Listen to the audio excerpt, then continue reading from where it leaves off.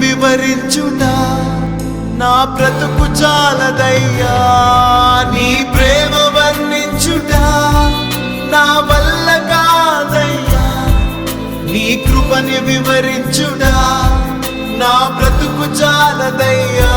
తండ్రి దేవా ఆనందమా నీ బడిలో నాకు సుఖము. తండ్రి దేవా